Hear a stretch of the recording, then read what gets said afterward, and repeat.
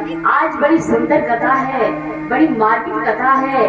बड़े भाव से सुनिए, बड़े मन लगा करके सुनिए, डूब जाइए कथा में, डूब कर कथा को सुनिए। इधर उधर जो मन भटका है ना, इसको एकदम स्थिर कर लो।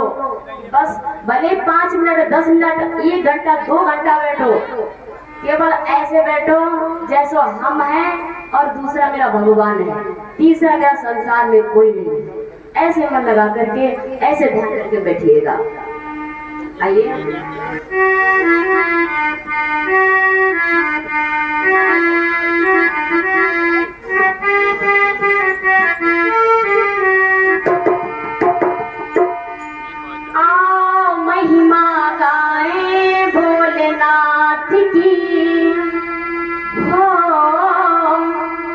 भक्ति में खो जाए भोलेनाथ की हो।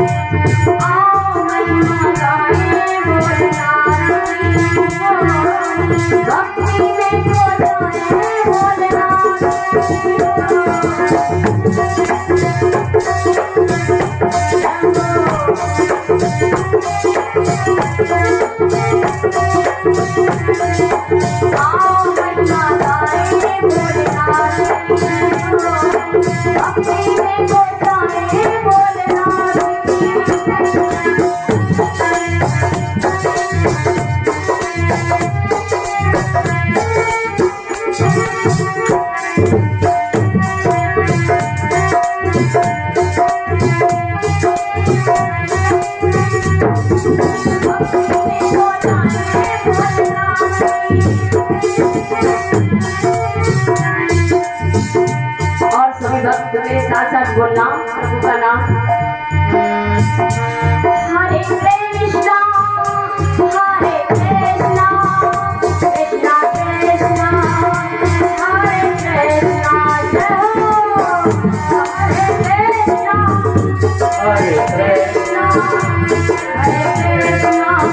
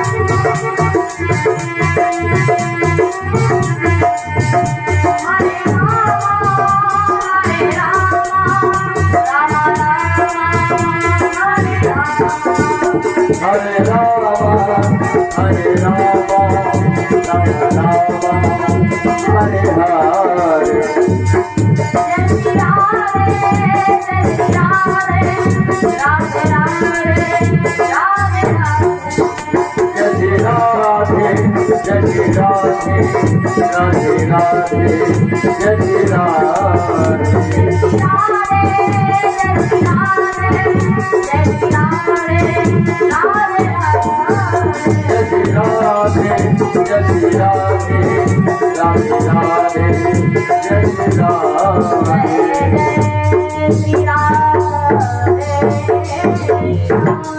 कल सुनाया था संसार शून्य था, जैसे जीरो है।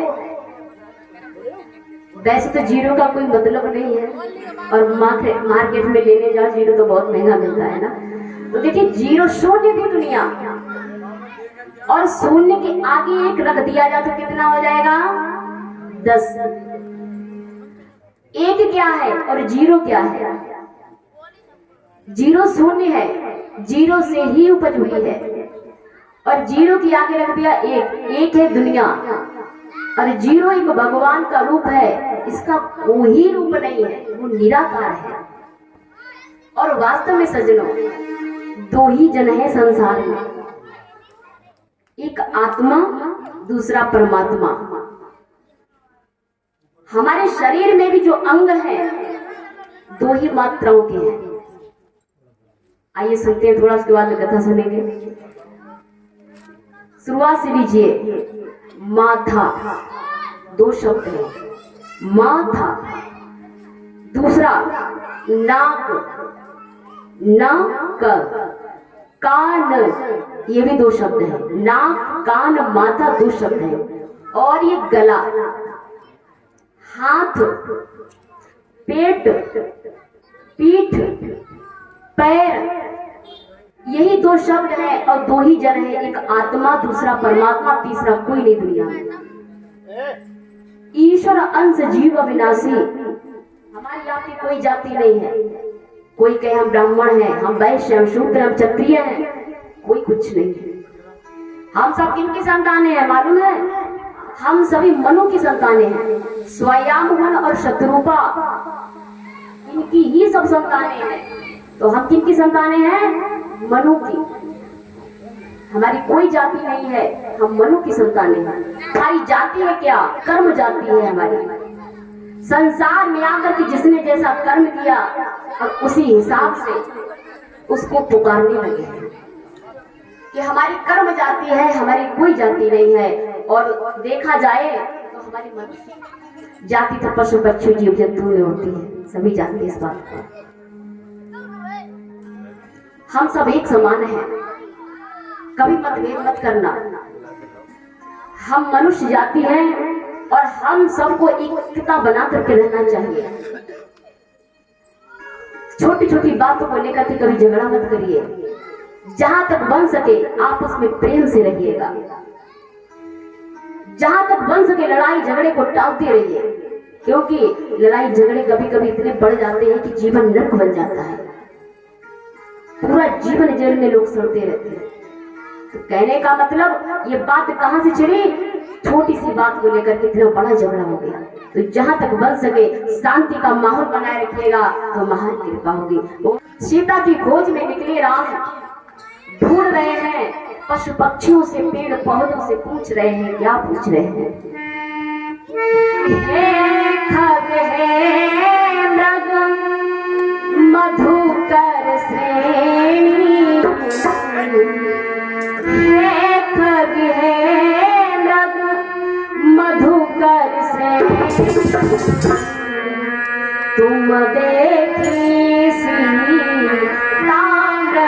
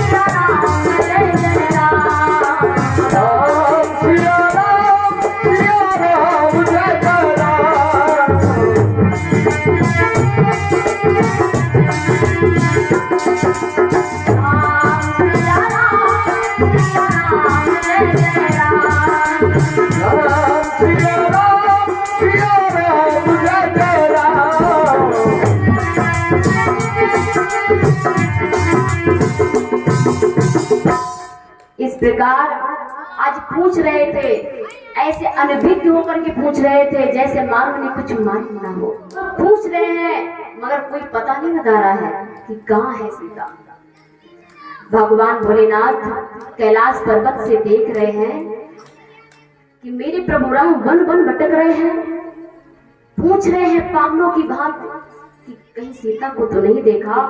तो माता देख रही थी पास में बैठे, सती मैया देख रही हैं कि हमारे भोलेनाथ, हमारे भगवान देवादिदेव महादेव, त्रिलोकीनाथ, देवों के देव महादेव कहे जाते हैं। भला इनसे बड़ा कौन है? अरे इनसे बड़ा कोई होगा तभी तो उन्होंने किसी को प्रणाम किया। अब इनसे बड़ा कौन है? नजर डाली भगवान भोलेनाथ की तरफ। बाबा कहने लगे, क्या बात है देवी, कुछ सोच रही हो तुम? बोले हाँ भगवान, मुझे ये बताइए आपने प्रणाम किसे किया है? कौन है आपसे बड़े? बल्कि आप ही तो त्रिलोकीनाथ है, देवों के देव महादेव हैं। तुमने किसको प्रणाम किया? तो कहा मैंने प्रभु श्री राम को प्रणाम किया। बोले श्री राम? कौन श्री राम? बोले भगवान को प्रणाम किया। सती जी कहती हैं कौन भगवान? बोले वो वन में जा रहे हैं, राम जी और लक्ष्मण। भगवान भोलेनाथ कहते हैं यही भगवान है हमारे। माता कहती है अच्छा ये भगवान ये वन में क्यों जा रहे हैं, वन में क्यों घूम रहे हैं? तो जवाब दिया बाबा ने, कहा ये अपनी पत्नी को ढूंढ रहे हैं। कहा इनकी पत्नी जो है दशकंदर दारू उठा करके ले गया, ढूंढ रहे हैं। तो मैया कहती आ रही है भगवान है तो इन्हें तो स्वयं पता लग जाना चाहिए कि हमारी पत्नी कहाँ है। ये तो साधारण प्राणी लग रहे हैं हमें, साधारण प्राणियों की भांति पूछ रहे हैं कैसे भगवान है? मैं नहीं मानती ये भगवान है। अरे भगवान है तो इन्हें पता लग जाना चाहिए इनकी सीता कहाँ है। भगवान भोलेनाथ कहते नहीं देवी ये भगवान है। बाबा कहते हैं अगर तुम्हें संदेह है, शंका है तो सुनो मेरी बात। जो तुम्हारे मन अति संदेह,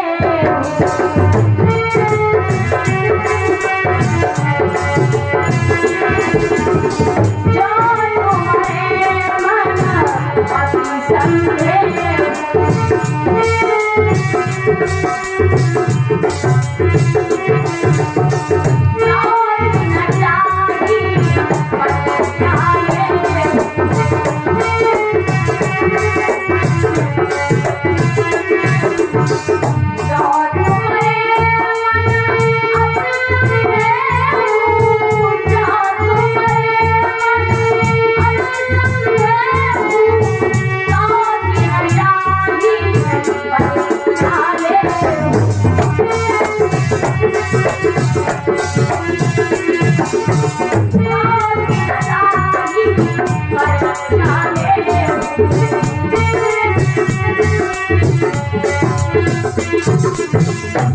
कहा तुम्हारी शंका है, मन में संदेह है तो जाकर के पता कर सकती हो। अब माता कहती है परीक्षा तो नहीं बल्कि मैं पास जाकर के देखूंगी, जाकर के पास जाकर दर्शन करूंगी जाके।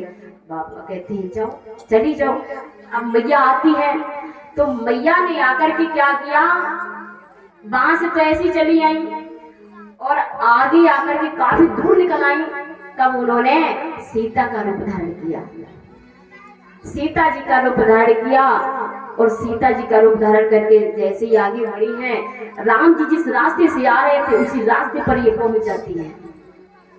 लक्ष्मण ने जैसे ही देखा, देख करके कहने लगे भैया, अरे भैया राम, वो भाभी जी आ रही है।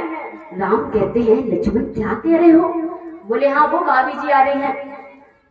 राम की जैसी नजर पड़ी, राम जी ने देखा, कहा लक्ष्मण से लक्ष्मण जरा ढंग से देखो ये कौन है, ठीक से देखो ये कौन है। लक्ष्मण कहते अरे भाभी है और कौन है। तब तक क्या हुआ, आज मैया पास पहुंच जाती है और एकदम से बोली स्वामी मैं आ गई। जैसे ही कहा तो राम जी मुस्कुराने लगे और मैया आगे बढ़ी है चरण छूने के लिए सोई, फिर उस राम पीछे पीछे बढ़ जाते हैं। राम जी पीछे बढ़ गए और एकदम से प्रणाम करते हैं, जय हो मैया। आप अकेली आज भोलेनाथ को अकेले कैसे छोड़ाई हो? मैया समझ गई, हमें पहचान लिया। मैया चकित हो गई, अरे मैं तो भेष बदल करके आई और इन्होंने मुझे पहचान लिया, इसका मतलब ही भगवान है। परीक्षित जी पूछते हैं सुखदेव जी से कि गुरुदेव ये बताइए, भगवान श्री राम ने सती को कैसे पहचान लिया था? वो तो भेष बदल करके आई थी, कैसे पहचाना? बोले बहुत पहचाना, बहुत सिंपल सी बात। बोले कैसे? बोले ऐसे पहचाना कि सीता जी जो थी, सीता जी कभी भी प्रभु श्री राम के आगे से कभी आई ही नहीं। जब भी आती थी दाएं से आती थी, बाएं से आती थी, पीछे से आती थी और साइड से खड़ी हो जाती थी। ये उनका धर्म था, ये उनका धर्म था कि कभी आमने सामने राम की खड़ी ही नहीं, सम्मान के साथ खड़ी होती थी, कभी आमने सामने नहीं खड़ी हुई। तो राम जी ने पहचान लिया कि सामने तो मां ही खड़ी हो सकती है, पत्नी नहीं खड़ी हो सकती है। कहते नहीं कि सर्जरी करवा के आप शकल तो बदल सकते हो, सर्जरी करवा के शकल बदल सकते हो, परंतु अपने भाव अपने विचार ये नहीं बदले जा सकते। माता थी तो माता जैसे गुण थे, गुणों कैसे बदल सकती? शकल तो बदली पर गुण नहीं बदले थे। तभी राम जी ने पहचान लिया कि आगे तो मां ही खड़ी हो सकती है, ये माता सती है। तभी राम ने प्रणाम किया और कहने लगे प्रभु श्री राम माता से, क्या बने बने घूमो रहे रघुराई, बने बने घूमो रहे रघुराई और लेन परीक्षा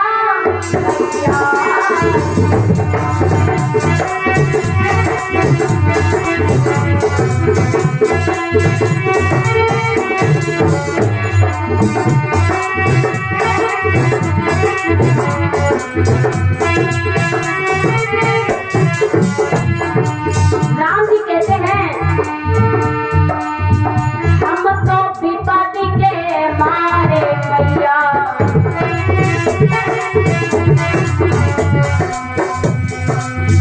हम तो विपत्ति के मारे मैया, तुमको बेटा मौत करना, तुमको बेटा मौत करना।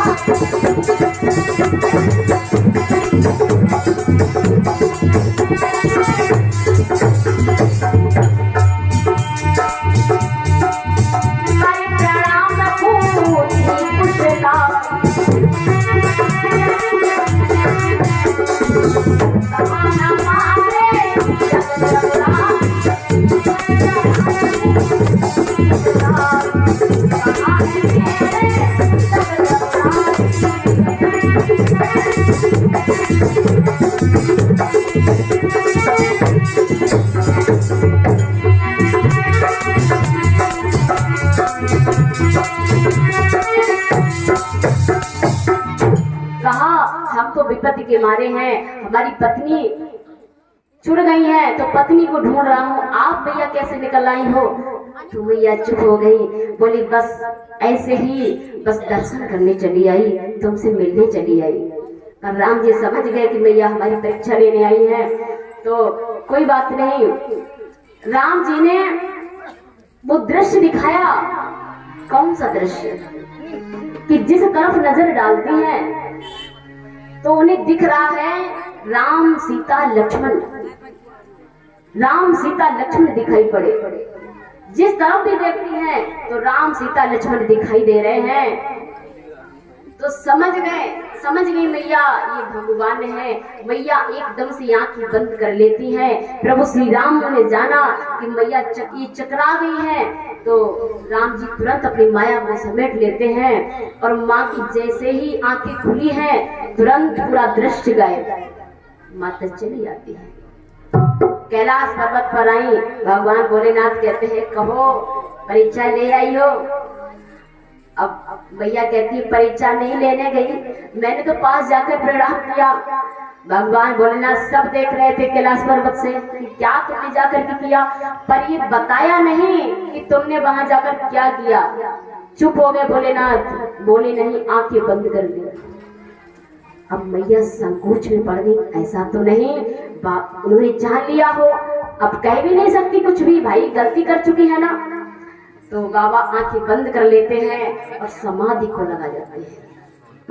मैया माफी मांगती है, क्षमा चाहती, कहती है मुझे क्षमा कर दो, मुझे माफ कर दो। पर भोलेनाथ नहीं जाग रहे हैं, आंखें नहीं खोल रहे हैं, नेत्र नहीं खोल रहे हैं। मैया जगाती है कि जगाए हारी बम बम भोलेनाथ रे,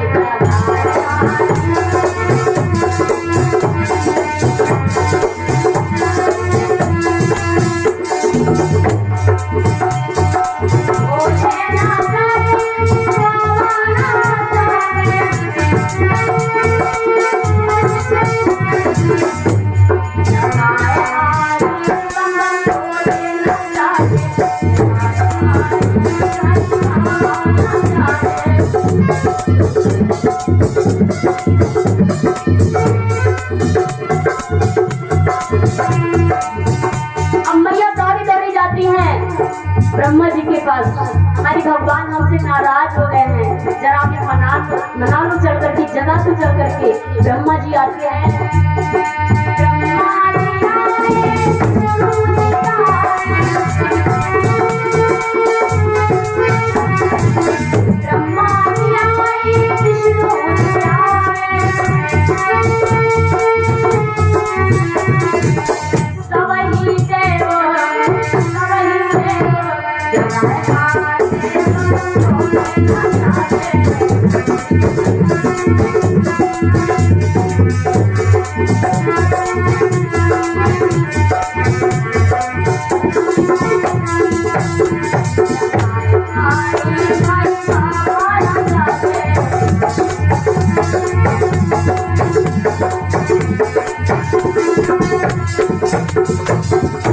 इसी विकलता में कटे सहस 87 साल, और जागे अचल समाधि से अहि भूषण शशिवाल। 87 साल का भगवान भोलेनाथ के नेत्र खोले तो देखा मैया सामने खड़ी है। बाबा कहते हैं आइएगा, बैठिएगा, डरिए मत, बैठिएगा। मैया पास जाकर के बैठ जाती है। अचानक क्या हुआ, माता ने देखा कि आकाश मार्ग से बड़े ढोल मजीरे बजते हुए विमानों पे लोग, विमानों में देवता लोग बैठे हुए जा रहे हैं, गुणगान करते हुए जा रहे हैं और ढोल मजीरे बजाते हुए जा रहे हैं, बड़ी खुशी खुशी सब जा रहे हैं। अब माता की जब नजर पहुंची तो माता देख रही है, अब पता नहीं ये सब कहाँ जा रहे हैं, तो मैया को नहीं मालूम है। सोच रही है बाबा से पूछे कि नहीं पूछे। अब पूछते हैं तो कहीं ऐसा ना हो बाबा पुनः नाराज हो जाए हमसे, कहीं हमसे कुछ गलत ना हो जाए। अच्छी बात पूछे, कहीं बाबा बुरा ना मान जाए, क्योंकि पिछली बार नाराज हो गए तो 87 साल बाद नेत्र खोले हैं। अगर फिर भी माता को धोखा मिल गया। माता कहती है ये बताइए भगवान कृपा करके मुझे कि ये जो आकाश मार्ग से ये देवों के विमान जा रहे हैं, सब देवता लोग कहाँ जा रहे हैं, ये बताइए। तो प्रसाद बोलते रख दीजिए। बाबा कहते हैं देवी तुम्हें नहीं मालूम, तुम्हारे पिता दक्ष के यहाँ बहुत बड़ा यज्ञ रचने वाला है, यज्ञ रचाया जाएगा, वहीं पर ये सब एकत्र हो रहे हैं, वहीं जा रहे हैं सब लोग। बाबा कहते हैं वही सब जा रहे। मैया बोली मेरे पिता दक्ष के यहाँ इतना बड़ा उत्सव यज्ञोत्सव और सब देवता लोग जा रहे हैं, हमें याद नहीं किया, हमें निमंत्रण नहीं, कोई खबर नहीं। ऐसा कैसे हो गया? सबको याद किया मुझे, जबकि मेरे पिता मुझे बहुत चाहते हैं, हमें नहीं बुलाया। बाबा सुन रहे हैं मैया की बात, पर मैया के दिमाग में आया कि है तो हमारे मायके की बात, अगर स्पष्ट रूप से ऐसे खोल देंगे बात को तो बाबा की नाराज ना हो जाए भगवान हमारे घर वालों से। अब मायके की भी बात बनी रहे, ससुराल की भी बात बनी रही, क्या सोचे, क्या विचार करें। उनके मन में आया, बात को बनाया देवी जी ने। कहने लगी मैया, हो सकता है बाबा, हो सकता है भगवान हमारे पिताजी निमंत्रण देना भूल गए हो। कभी कभी ऐसा हो ही जाता है कि दूर दूर तक निमंत्रण दे आते हैं, शादी विवाह हो, कोई फंक्शन हो, दूर दूर तक निमंत्रण पहुंच जाता है और अपने खास छूट जाती है। ऐसा हो जाता है, अपने खास रिश्तेदार छूट जाते हैं, दूर दूर तक निमंत्रण पहुंच जाता है। तो मैया कहती है शायद भूल गए हो। बाबा कहते हैं देवी तुम्हारे पिता भूले नहीं, तुम्हारे पिता भूले नहीं, उन्होंने जानबूझकर हमें नहीं बुलाया। बोले ऐसी क्या बात हो गई जो तुम्हें जानबूझकर नहीं बुलाया? बोले बिल्कुल सत्य बात है, आपके पिता ने मुझे जानबूझकर नहीं बुलाया है। मैया कहती बात क्या हुई जो बुलाया नहीं? आज मुझे बताना पड़ेगा वो बात कौन सी है। बाबा कहते देवी मैंने वर्षों की बात छुपाई तुमसे, आज आप पूछ रहे हो तो मैं तुम्हें बता रहा हूं, सुनो। कहते हैं बाबा आज सुनो देवी, मैं तुम्हें बहुत एक बड़ा रहस्य बता रहा हूं जो हमने तुम्हें आज तक नहीं बताया। सुनो, तुम्हारे जब पिता दक्ष प्रजापति चुने गए तो सब देवताओं को बुलाया गया, सब देवता एकत्र थे, मैं भी वहां पर था। परंतु तुम्हारे पिता को आने में देरी हो गई, समय हो गया। तुम्हारे पिता मुख्य अतिथि थे और वैसे ही वक्तों कोई सभा हो, कोई भी मीटिंग हो, उसमें मुख्य अतिथि चुना जाता है। तो मुख्य अतिथि कभी जल्दी नहीं आते हैं।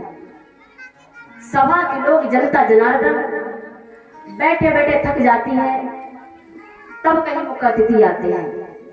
तो दक्ष को आने में बहुत समय लग गया। लोग आपस में बतियाने लगे, बातचीत करने लगे। बाबा कहते मैं सुन रहा था, सब तरह तरह की बातें कर रहे थे, तो मुझे तो भाई शांति माहौल पसंद है, शांति माहौल। अब वहां पर हमारी जैसी बुद्धि का तो कोई नहीं था, तो मैं चुपचाप बैठा रहा वहां। बैठे बैठे आंखें बंद कर ली, आंखें बंद कर ली मैंने।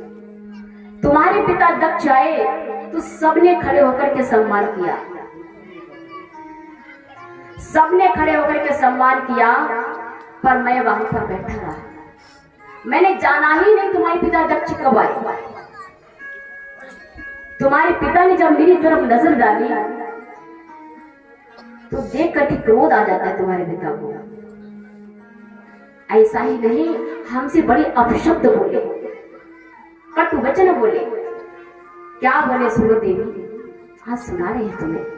बोले ये भोला भंडारी, ये मतवाला, इसे मतवाले लोग पसंद हैं। ये भोला भंडारी क्या जाने, अरे देवताओं की सभा में आना तो दूर रहा, ये देवताओं की संगत के भी लायक नहीं है। अरे भूत प्रेतों की सभा करने वाला, भूत प्रेतों का संग करने वाला, चीटी चीटों का संग करने वाला, ये क्या जाने देवताओं की सभा का महत्व। और सुनो, सभा के लोगों से कह रहे हैं, कौन कह रहा है? दक्ष। इसे क्या खाना चाहिए, क्या खाता है, इसे खाने का भी तो ज्ञान नहीं है। मालूम है ये क्या खाता है? बेल पत्री, भांग धतूरा, ये तो इसके 56 भोग हैं। सब देवता लोग 56 भोग का भोग लगाते, बढ़िया बढ़िया व्यंजन खाते हैं, मगर ये तो भांग धतूरा बेल पत्री, ये 56 भोग है इसके। बड़े बड़े कटु वचन बोले और तरह तरह के बोले। नंदी सुन रहे हैं कि मेरे बाबा कुछ बोल नहीं रहे हैं, चुपचाप बैठे हैं और दक्ष बोले ही चला जा रहा है। कैसे? शिव कटु वचन प्रजापति बोला,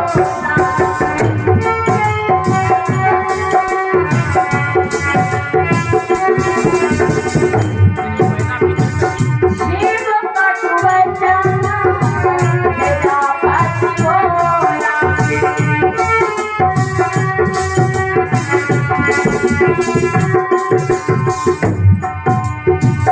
जैसे शहर में है विष घोर,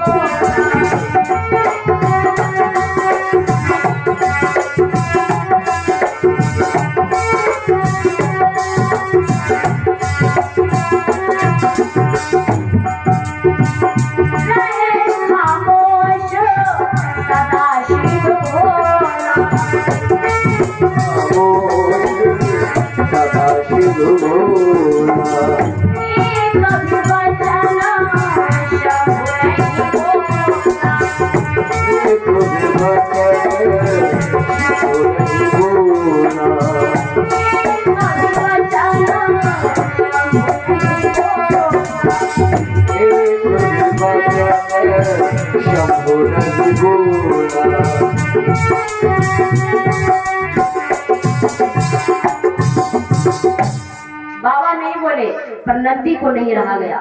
नंदी खड़े होकर कहने लगे, क्या कहा दक्षु? अरे हमारे भगवान को, हमारे भोलेनाथ को क्या तुमसे वैर है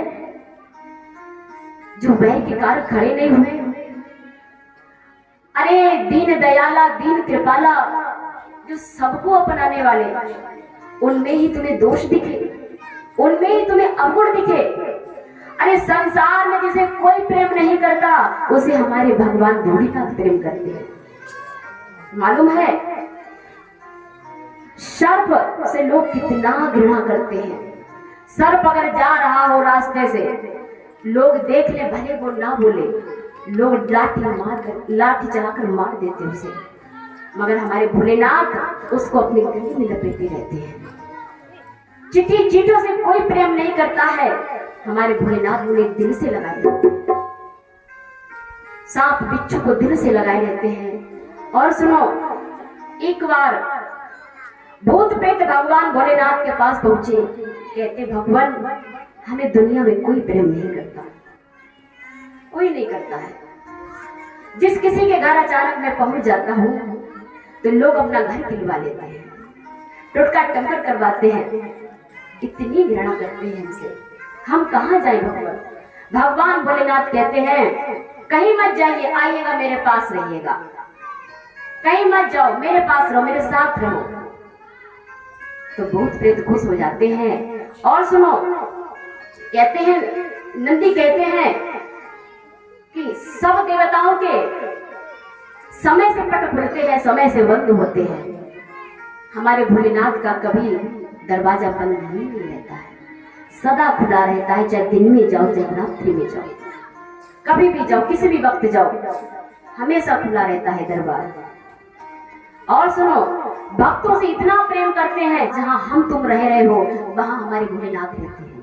कैलाश पर्वत कहीं दूर नहीं है, यही है। हम सब जहां रह रहे वही है, इसी दुनिया में है। कहा और उन्हीं में तुम्हें अपूर्ण दिखे। अगर तुमने एक भी शब्द आगे बोला दक्ष, तो अच्छी बात नहीं होगी। इधर इतना जब नंदी ने कहा तो भोलेनाथ एकदम से कहते हैं नंदी से, नंदी शांत हो जाओ, ये हमारी ससुराल का मैटर है। क्या कहा बाबा ने? ये हमारी ससुराल का मैटर है और ससुराल की गाली है ससुर साहब जी की, सुनने पड़ेंगी। तुम शांत हो जाओ। अब ससुराल की बात आ गई तो नंदी कह भी क्या सकते हैं, चुप हो गए, बैठ गए। बाबा ने इतनी बात कही, नंदी बैठ जाते हैं और बाबा ने दक्ष की तरफ थोड़ा मुस्कुरा दिया, मुस्की छोड़ दी। अब बताइए, कोई तुम पर गुस्सा करे, कोई तुम पर क्रोध करे और तुम उसका रिटर्न जवाब ना दो, तो सामने वाले की गुस्सा ठंडी होगी, कम होगी या गुस्सा बढ़ेगी? बताइएगा। कोई तुमसे गुस्सा करे, मतलब अपशब्द बोले और तुमसे झगड़ा करे, तुमसे लड़ाई करे, तो ये कुछ शुरू है, हमसे कुछ बोले, पर तुम बोलो ना और मुस्की छोड़ दो, तो उसकी गुस्सा और बढ़ेगी। तो दक्ष को और क्रोध आ जाता है कि मुस्कुरा रहा है, अरे मैं इस अवगुणी शिव को, ये पूरा ज्ञानी है, मैं इस अवगुणी शिव को श्राप देता हूं कि इसे किसी भी हवन यज्ञ में सम्मिलित न किया जाए। नंदी खड़े हो गए, कहने लगे, सावधान दक्ष, अरे तू इतना गिर गया, इतना तेरा विवेक गिर गया, अरे तेरा तो विवेक, तेरी बुद्धि पशु के समान है, इतना गिर गया, तुमने मेरे बाबा को श्राप तक दे दिया। तो का तूने बाबा को श्राप दिया, मेरे भगवान को श्राप दिया, मैं तुझे श्राप देता हूं कि एक दिन वो समय आएगा कि तेरे धड़ पर बकरी का सिर लगा होगा। सजनों, बाबा कहते हैं, नंदी तुमने श्राप क्यों दे दिया, ये अच्छी बात नहीं है। कहते हैं नंदी, बाबा अरे ससुराल की बात थी तब थी, इतना ये गिर गया, इसने श्राप तक तुम्हें दे दिया, तो मेरा धर्म बनता है, सेवक का धर्म बनता है मालिक की रक्षा करना। इसी वक्त भगवान भोलेनाथ चुप हो गए। देखिए, वो सम्मान समारोह की सभा श्राप समारोह में बदल गई। अब वहां पर एक दूसरे को श्राप देने लगे हैं। जो हवन यज्ञ 1000 वर्ष में पूरा होने वाला था, उसको तुरंत समाप्त कर दिया गया। सज्जनों, परीक्षित जी कहते हैं, गुरुदेव, विदुर जी कहते हैं, मैत्री जी, अरे भगवान भोलेनाथ ने दक्ष को अपने तीसरे नेत्र से भस्म क्यों नहीं कर दिया? सुखदेव कहते हैं, राजन, यहीं पर तो बात समझने वाली है कि अगर भगवान भोलेनाथ भी दक्ष की तरह बराबरी करते, जैसे दक्ष बोल रहा था वैसे भोलेनाथ भी बोलते, तो भगवान भोलेनाथ में और दक्ष में कोई अंतर नहीं रह जाता, कोई अंतर नहीं रह जाता। जैसे कि आपको उदाहरण देते हैं, बताते हैं, जैसे आम का वृक्ष है, फल लगे हैं बढ़िया बढ़िया पके हुए, और लोग डंडा मारकर फल तोड़ते हैं, डंडा मार करके फल तोड़ते हैं। तो पेड़ का स्वभाव देखिए, जिसे तुम डंडा मार रहे हो, डेला मार रहे हो, और वो तुम्हें क्या दे रहा है? फल दे रहा है। उसका स्वभाव देखिए, और तुम्हारा स्वभाव कैसा है? डंडा मार रहे हो, वो तुम्हें फल दे रहा है। अगर पेड़ को गुस्सा आ जाए और आम का फल जमीन में ना गिरे, तुम्हारी नाक में गिरे, तो क्या हाल होगा? और अधिक गुस्सा आ जाए, डंगार फटकर के तुम्हारे ऊपर गिर जाए, पेड़ को भी तुम्हारी तरह गुस्सा आ जाए, मतलब तुम्हारी डंडा मारे तो उसे गुस्सा आना चाहिए, और डंगा टूट कर सर पर गिर जाए, तो क्या हाल होगा? तुम वहां जाओगे दोबारा उस पेड़ के पास? नहीं जाओगे। पेड़ का स्वभाव देखिए। इसी तरह से सज्जन व्यक्ति अपनी सज्जनता न छोड़े। देखिए, दुष्ट जो होते हैं वो अपनी दुष्टता को नहीं छोड़ते। एक बार सज्जन भटक जाएगा, एक बार सज्जन भटक सकता है, पर दुष्ट कभी नहीं भटकता है। जो नीच होते हैं ना, नीच किसे कहते हैं? नीच बुद्धि के जो होते हैं, नीच सोच के होते हैं, वो अपनी नीचता को नहीं छोड़ेंगे। सज्जन एक बार छोड़ देगा। आप छोटा सा दृष्टांत बता रहे हैं। एक महाराज जी थे, महाराज जी जल में नदी में स्नान कर रहे थे, तो उसी नदी में एक भिक्षु रेंग रहा था। तो महाराज जी ने देखा ये मर जाएगा, तो उसको बचाने लगते हैं, उसको पकड़ रहे हैं। वो पकड़ रहे हैं, वो बिच्छू बार बार टंक मार रहा है, वो बार बार पकड़ रहे हैं, वो बार बार टंक मार रहा है। इनका महात्मा जी का स्वभाव देखिए, महात्मा जी ने उस बिच्छू को पकड़ लिया और पकड़ करके बाहर कर दिया। टंक सहन करते गए मगर उसे बचा लिया। तो देखिए, उसका स्वभाव था टंक मारना और उनका स्वभाव क्या था, बचाना। तो कहने का मतलब अपने स्वभाव को बदलना नहीं चाहिए, अपनी भावनाओं को बदलना नहीं चाहिए, चाहे कुछ भी हो जाए। बोले गोविंद भगवान की। इसीलिए भगवान भोलेनाथ ने दक्ष से बराबरी नहीं की। अगर बराबरी करता तो हमें इसमें कोई अंतर नहीं रह जाता। और गंदगी को गंदगी से साफ नहीं कर सकते हैं, गंदगी को साफ करने के लिए साफ स्वच्छ जल की जरूरत पड़ती है। भगवान भोलेनाथ चुपचाप वहां से चले आते हैं, नंदी भी चले आते हैं। मैया को आज वो बात बताई है। मैया कहती हैं, इतनी पुरानी बात, इतने पुराने वर्षों की बात छुपाई हुई आज बताई तुमने। इतना कुछ हो गया, कभी नहीं बताया तुमने। बाबा कहते क्या बताते तुम्हें दुख होता है इसलिए नहीं बताया। आज के समय में जरा भी ससुराल में कोई खटपट हो जाए ना, तुरंत कहते हैं अरे तुम्हारे पिताजी बहुत बेकार है, तुम्हारी माँ बहुत बेकार है ना। तुरंत अपनी पत्नी से कहते हैं भाई तुम्हारे घर वाले में ठीक नहीं लगे। मगर बाबा का स्वभाव देखिए, इतना कुछ हो गया फिर भी मैया से नहीं कहा। इधर आज माता कहती है, इतनी बड़ी छुपाई हुई बात आज तुमने बताई हमें, मगर मेरी भी सुनो।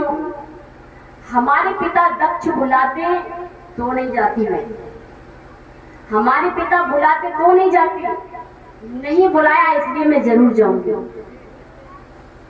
नहीं बुलाया इसलिए जरूर जाऊंगी। बाबा कहते हैं देवी एक बात बताएं, जो बिना बुलाए जाते हैं ना, चाहे कहीं रिश्तेदारी में मान लीजिए कहीं भी जाइएगा, बिना बुलाए जाओगी तो तुम्हारा सम्मान नहीं होगा, और बुलाने से जाते हैं उनका सम्मान होता है। भैया कहती सम्मान हो चाहे ना हो पर मैं जाऊंगी जरूर। क्यों? इसलिए कहा जाता है गुरु पिता मित्र, गुरु पिता मित्र के यहाँ आप बिना बुलाए भी जा सकते हैं। अगर माँ बाप तुम्हें ना याद करें, बेटा हो या बेटी हो, तो आप बिना बुलाए भी जा सकते हैं। कोई नाराजगी वाली बात नहीं कि पिता ने नहीं बुलाया, माँ ने नहीं बुलाया, हम नहीं जाएंगे, आप जा सकते हो कोई भी फंक्शन हो। और मित्र अगर मित्र को याद ना करे तो आप बिना बुलाए भी जा सकते हो। गुरु अगर चेले को याद ना करे तो चेला अपने गुरु जी के यहाँ बिना बुलाए भी जा सकता है। तो 3 जगह ऐसी जगह है जहाँ बिना बुलाए जा सकते हैं। मैया कहते मैं जाऊंगी, जरूर जाऊंगी। बाबा कहते नहीं मानती तो जाओ। तो इधर आज बाबा कह देते हैं जाओ। मैया चलती तो साथ में 2 गढ़ भेज दिए गए।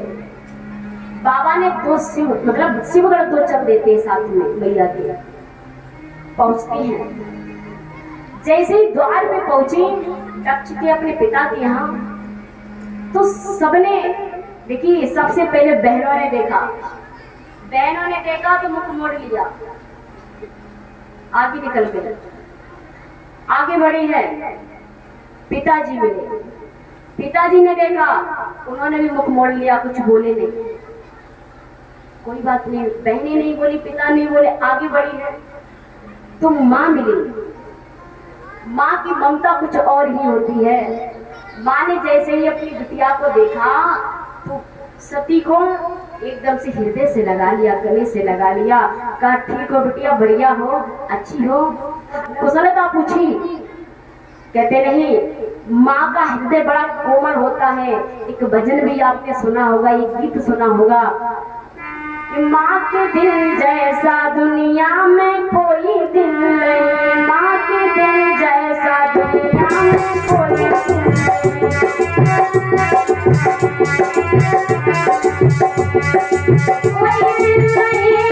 कोई दिल नहीं, माँ के दिल जैसा दुनिया में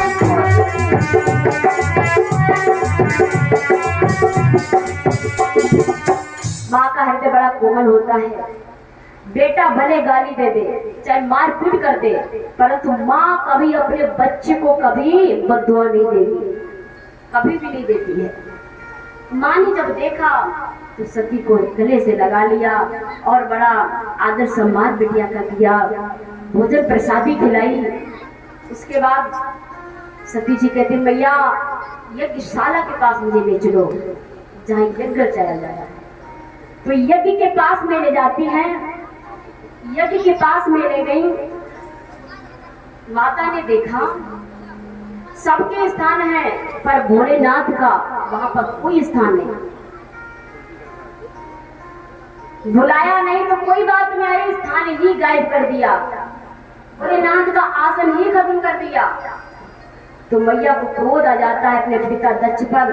पिताजी से बोली पिताजी हमारे पति का तुमने स्थान ही गायब कर दिया, इतना आप हमसे हमारे पति से इतना वैर करते हो, स्थान ही गायब कर दिया।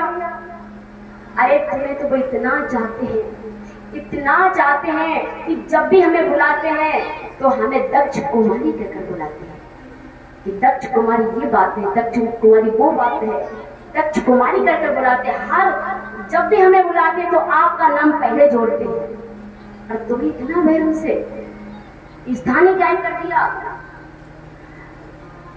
तो मेरी भी सुनो,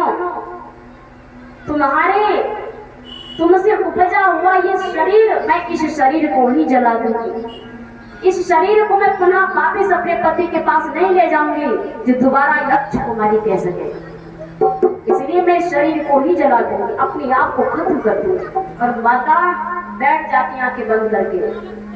उनके शरीर से ऐसी रत्न प्रकट हो जाती है, मैया का शरीर जलने लगता है, मैया अपने आप को भस्म कर देती है। अब जो मैया के साथ में जो गढ़ गए थे, उन्होंने जाकर के बाबा से तुरंत कहा जाकर के बाबा बड़ा अनर्थ हो गया, बाबा अनर्थ हो गया। बाबा कहते क्या बात हो गई, बड़े घबराए हुए से लग रहे हो, क्या बात हो गई? कहते हैं बाबा मैया, बोले मैया को क्या हुआ?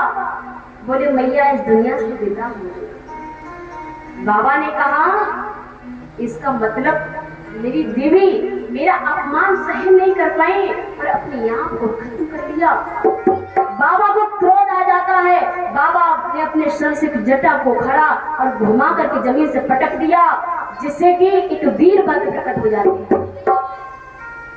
वीरभद्र प्रकट हो जाते हैं। वीरभद्र बहुत विशाल विकराल थे, बहुत विशाल,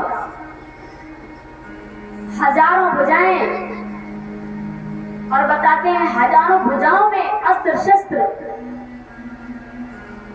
बताते इतना आकार इतना विशाल था कि आकाश को स्पर्श कर रहा था, इतना। और बाबा से आदेश पाते, कहते हमें क्यों बनी किया, हमारे लिए क्या आदेश है? बाबा कहते हैं जाओ, जहाँ दक्ष यज्ञ रचाने जा रहे हैं उस यज्ञ को आप विध्वंस कर दो, जाकर उस यज्ञ को पूर्ण मत होने दो। तो जाते हैं वीरभद्र, साथ में शिवगढ़ वो भी चल लेते हैं। चलते जा रहे हैं, एकदम दहाड़ते हुए जा रहे हैं, दौड़ते हुए जा रहे हैं। दक्ष ने देखा और जो लोग बैठे थे वहां पर, उन्होंने देखा कि एकदम तूफान सा आ रहा है, तरह तरह की आवाजें सुनाई दे रही है, बड़ा विचित्र, ऐसा तूफान पहली बार देख रहे हैं। इसका मतलब भोलेनाथ बहुत क्रोधित है, ऐसा लग रहा प्रलय होने वाली है। अब सब घबराए हैं। तब तक वीरभद्र पहुंच जाता है। वीरभद्र ने जाकर के एक वेदी तोड़ दी, किसी ने एक वेदी के खंभे उखाड़ दिए, किसी ने बर्तन फोड़ दिए, और कोई किसी को पीटने लगा, मारने लगते हैं। भृगु ऋषि थे, भृगु ऋषि की वक्त तो दाढ़ी मोच ली गई। क्यों कि इन्होंने जब दक्ष ने कटु वचन बोले थे, अपशब्द बोले थे भोलेनाथ से, तब इन्होंने ऐंठते हुए उपहास किया था, बाबा का उपहास किया था, तो इसीलिए इनकी दाढ़ी मोच ली गई। एक पूसा नाम के थे, एक पूसा नाम के संत जी थे, उनके दांत उखाड़ लिए गए, उनके दांत तोड़ दिए गए। क्यों इसलिए तोड़ दिए गए कि जब भोलेनाथ से तरह तरह की शब्द बोल रहा था दक्ष, तब ये हंस रहे थे, मुस्की छोड़ रहे थे। बहुत अच्छा कर रहे हो दक्ष। इसीलिए इनके दांत तोड़ दिए गए। जो संत जो थे घबरा करके कहा, कहते नहीं सज्जनों, सदा किसी का एक जैसा जमाना नहीं रहता है। एक भजन में कहा गया है,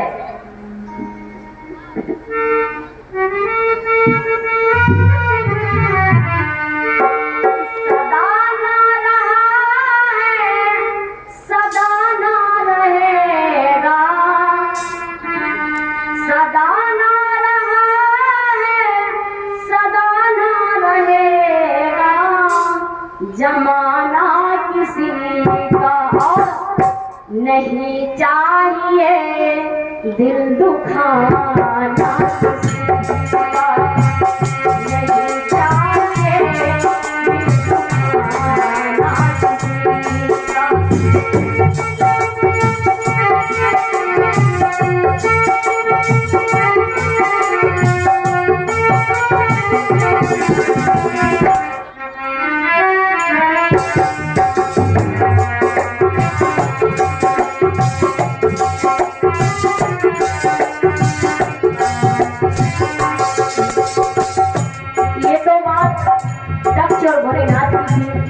मगर हम आप भी समझ जाए, कभी किसी से ऐसे कटुवचन मत बोलना, ऐसे शब्द मत बोलना जो सामने वाले को बड़ा दुख हो। एक कहावत में कहा जाता है कि बोली का घाव भर जाता है वक्तों, पर बोली का घाव कभी नहीं भरता। हमेशा वो याद दिलाता रहता है कि उस व्यक्ति ने हमसे ऐसे बोला था। कहते हैं बोली का घाव भर सकता है पर बोली का घाव नहीं भरता है। इसीलिए कभी किसी से ऐसे शब्द मत बोलना जो सामने वाले को बहुत दुख और ठेस पहुंचे। तभी तो कहा गया है, सदा ना रहा है, सदा ना रहेगा, जमाना किसी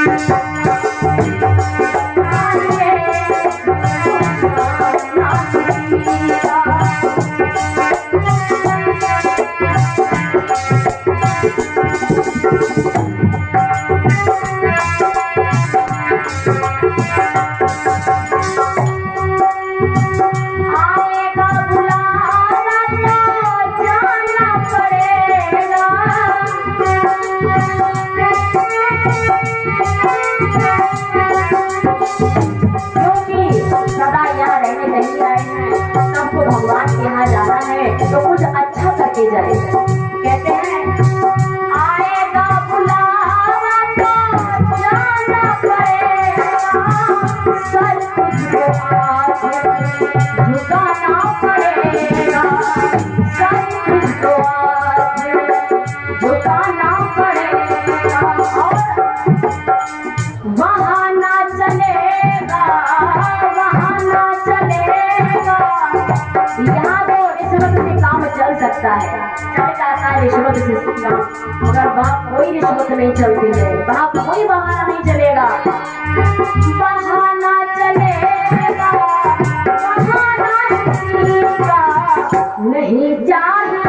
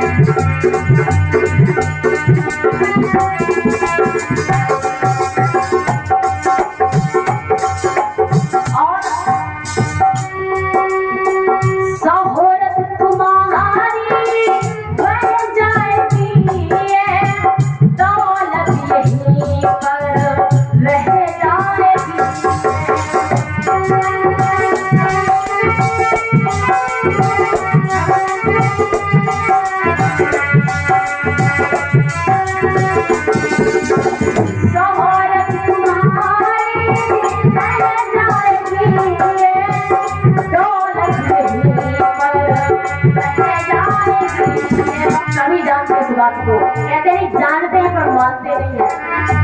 नहीं साथ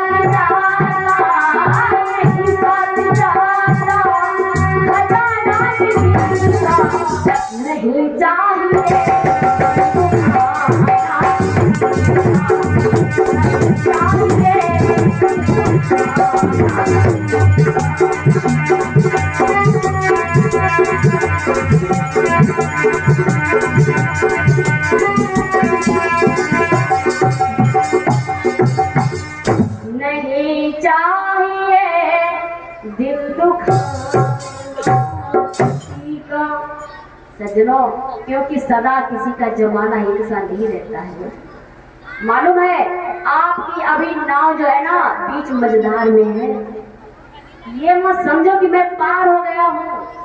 अभी नाव में बैठे हो आप, नाव में बैठे हो, कभी भी डगमगा सकती है नाव। इसलिए सदा सावधान रहो, सचेत रहो।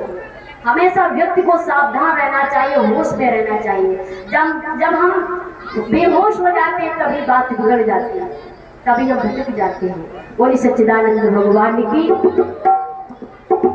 देखिए, आपको कोई बुरा बताए, मेरी बात को समझना, आपको कोई बुरा बताए कहे बहुत बेकार है, आपके लिए कुछ बुरा सोचे तो सोचने दीजिए। तुम किसी को बुरा मत सोचो, तुम किसी का गलत मत करो। सामने वाला कर रहा है करने दीजिए।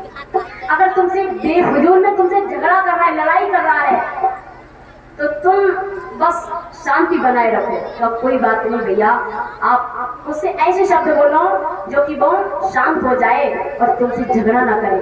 और झगड़ा भी करता है तो समझ लेना भक्तों, आप अगर उसे दंड नहीं दे रहे हो, तुम उससे बराबरी नहीं कर रहे हो, तो कोई बात नहीं, मगर वो दंड का पात्र बन जाएगा। हमारी तुम्हारी मार में आवाज आती है, भगवान की मार में कभी आवाज नहीं आती है। उसे जरूर दंड मिलता, जरूर मिलेगा। बोले गोविंद भगवान की। जैसे कि भोलेनाथ ने कुछ नहीं किया, मगर देखिए सबको दंड दिया जा रहा है। आज सबको दंड दिया जा रहा है, जिसने जैसा किया उसको दंड दिया जा रहा है। तो इधर दक्ष को क्या किया है वीरभद्र ने, सर जो था उखाड़ लिया और उखाड़ करके यज्ञ कुंड में डाल दिया। यह दक्ष की पत्नी थी, रोदन करने लगती है, रोने लगती है, हमारे पति मारे गए, हमारे पति मार दिए हैं। तो सब देवता लोग जाते हैं कहाँ? भगवान भोलेनाथ के पास। भगवान भोलेनाथ के पास जाते हैं और प्रभु से क्षमा मांगने जाते हैं। भगवान भोलेनाथ के पास गए सब देवता। देखा जाकर के सब देवताओं ने कि बाबा कैलाश पर्वत पर बैठे हुए हैं। नंदा अलकनंदा नाम की दो नदी बह रही है। एक बहुत बड़ा वट वृक्ष है, 100 योजन तक ऊंचा है और 75 योजन तक उसकी शाखाएं फैली हुई थी। इतना विशाल था वट वृक्ष। उसी के नीचे भगवान भोलेनाथ बायां चरण दाई जांघ पर रखे हुए बैठे हुए थे, आंखें बंद किए थे। चेहरा भोलेनाथ का बड़ा उदास था, चुपचाप बैठे हुए थे बाबा।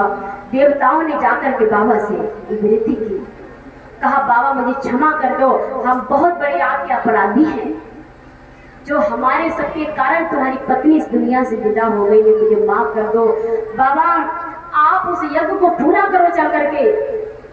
बाबा से बार बार जब विनती की तो बाबा बड़े दयालु हैं, कृपालु हैं भोलेनाथ। बाबा को दया आ जाती है और देवताओं के साथ के चले जाते हैं दक्ष के यहाँ। और आकर के उन्होंने जब देखा कि दक्ष की पत्नी रो रही है, तो पत्नी ने हाथ जोड़ करके भोलेनाथ से कहा बाबा ये भोलेनाथ, ये देवादिदेव महादेव, हमारे पति को जीवन दान दो, हमारे पति को पुनः जीवित करो।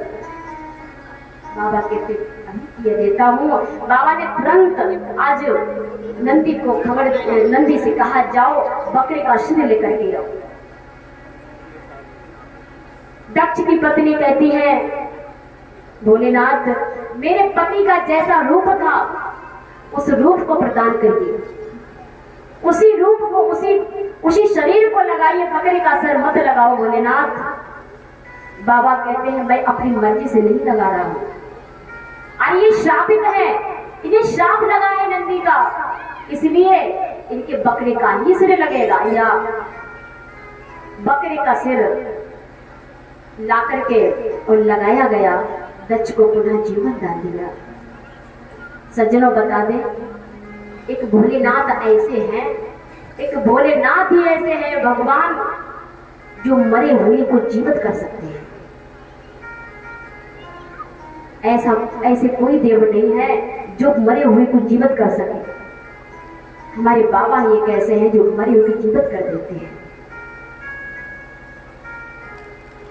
सज्जनों आपको बता दें,